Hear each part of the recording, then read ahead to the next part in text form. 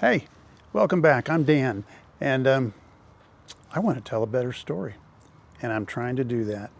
Hey, last time we were here, or I was here, we talked about recording your own story ideas before you just go out and tell them, and how important it is to practice.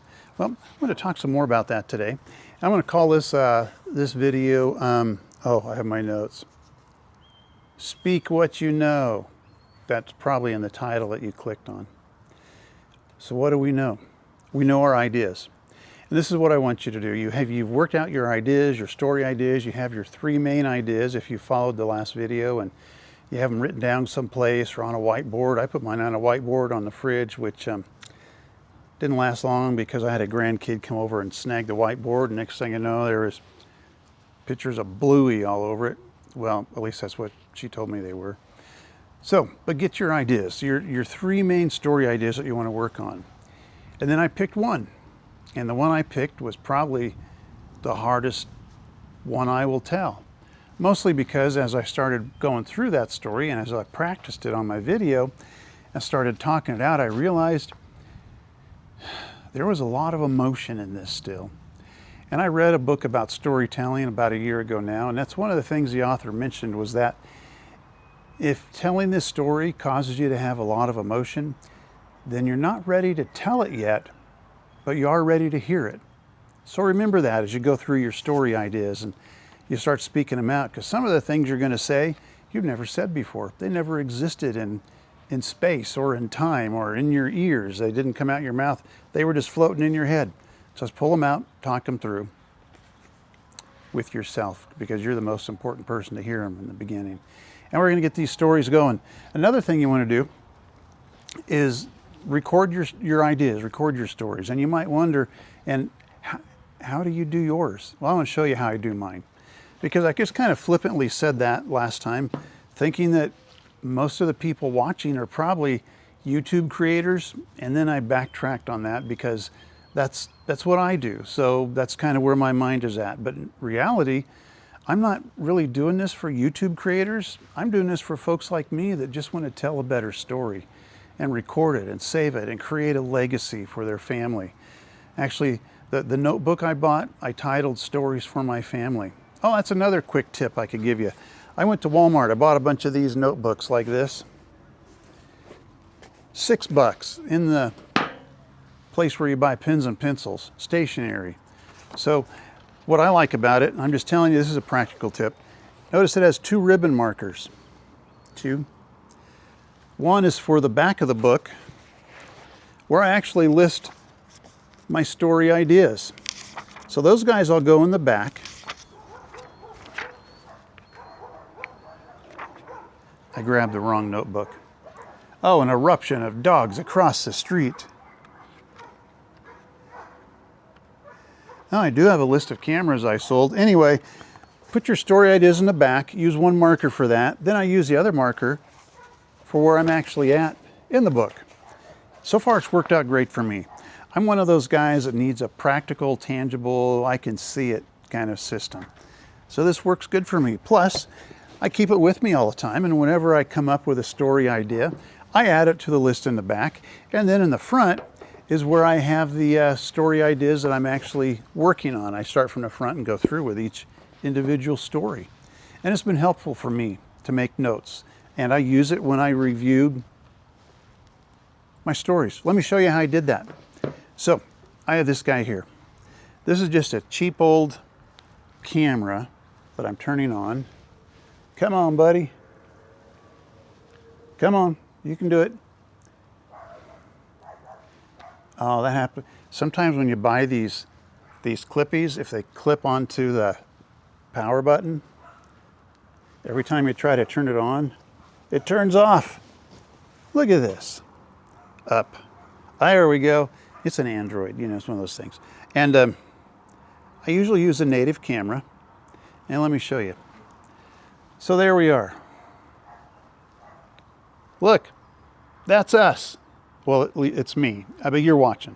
So anyway, I just use a simple phone. And one of the things I do is I don't use my regular phone. No, I bought a different phone for this because this phone comes with 128 gigabytes of memory, and I paid $29 for it at Walmart. And you think, well, that's not possible. Well, it is. You go to the prepaid phone section.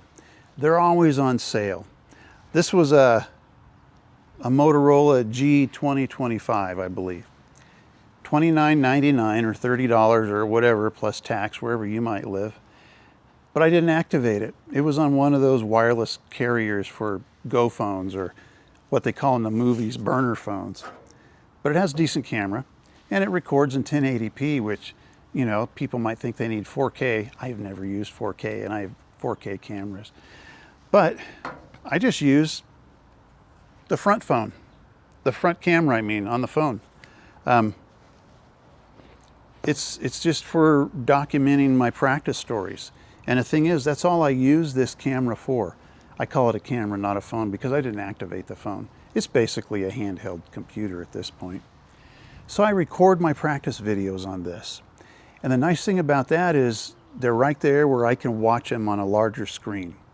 And it's not my regular phone where I'm going to be tempted to maybe erase it or bump it because I'm running out of memory. Because all that's on this phone, this camera, are my practice videos. And I watch them, and I think about them, and I ponder the story. And then I start to edit. Oh, another thing you might want to get is another microphone. See, I have two microphones on today. This little guy here comes in this little box. See that?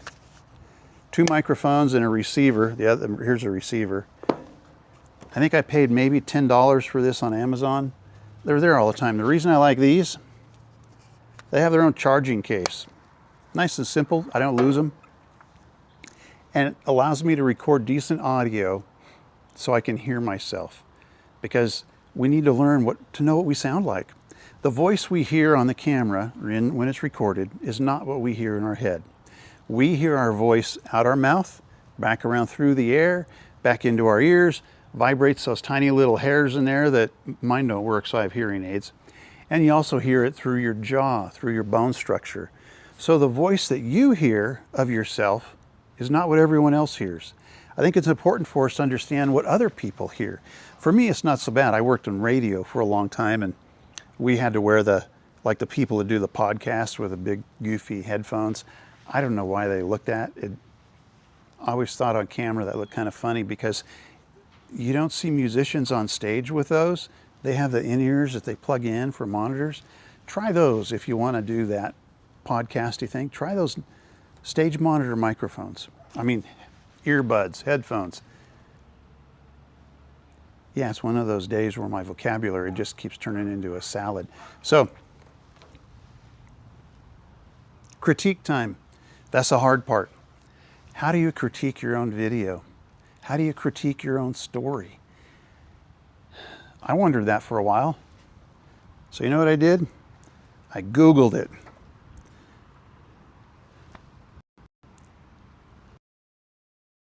Basic outline for personal storytelling. Oh, look. A basic outline for personal storytelling. You know what it tells me? Oh, introduction, body, conclusion.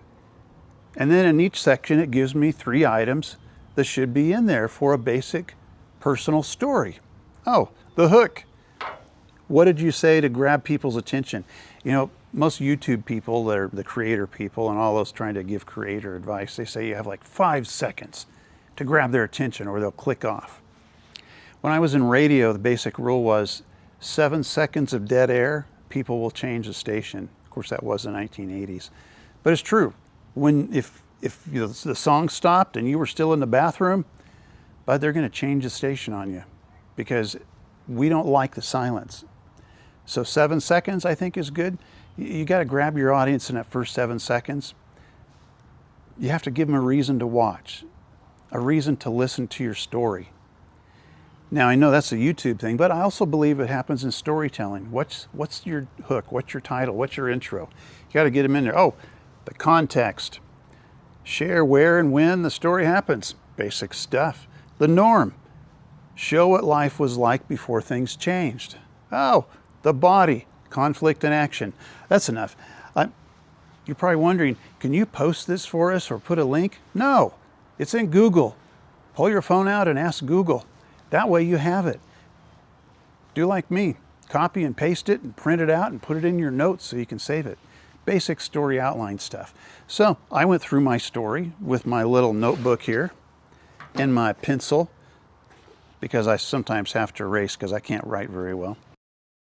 And I started taking notes on these categories.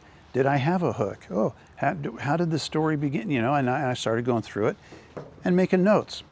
Just me judging myself. Because this is what happens when other people critique you. You often feel offended or angry or judged. It's okay to be a critic, but it's not good to be cynical. Someone told me that once. I thought that sounded pretty good. Because sometimes being a critic is being safe, being observant, watching. And that's what I want you to do. Watch your story, watch your video several times. And then think to yourself, is this just an accumulation of data? Can I make it a story? Listen to yourself. If you're not sure, ask someone you trust. Probably not someone who was involved in the story. I did that once, and you know what they said? That's not how I remember it. Well, that's true. That's not how they remember it. I heard a quote recently, and it went something like this. No two siblings are raised in the same family. Now I thought about that for a second, and I thought, that sounds rather, well,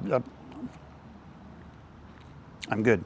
That sounds rather philosophical. I only went through 12th grade, come on. And it is, but I thought about it and it's true.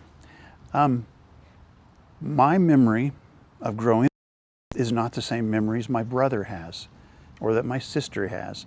My memory of my parents, I realized when we started talking about it after my dad passed away, were not the same memories they have. So when you go to have someone listen to your story, I would avoid having someone that was also in the story listen to it, because you're not talking about content, you're talking about structure more than anything else. You're talking about things like, did it go too long? Was it hard to watch till the end? Sometimes these stories, when you first share your ideas, it's okay if it's broken up. It's okay if you pause a lot to have to think. Because when you actually tell a story, you won't have to pause. Because of that pause you took in practice, you'll know what to say. That's why we do this. I want to be a better storyteller. That's why I'm doing this. I'm not a professional. I don't know that much more than any of you. I'm just a guy that wants to leave stories about his life for his family and his grandchildren and whoever may want to listen. Here's the thing. When you get to my age, the age of probably many of you watching, what happens is you realize I have all kinds of stories to tell, but there's no one to listen. It's not true. We have each other. Even if I'm just talking to the camera, I'm still telling you the story and I hear it myself. That's probably more important to me at times than who hears it later. Because there's a good chance that the people that hear it later will be after I'm long gone, or folks through YouTube, I don't even know who you are. So maybe I should say this. I didn't record a story for you or to you, but you're very welcome to listen. And I hope you're encouraged. I hope you're entertained. I hope you're blessed. Hey, I'll see you. Stop recording.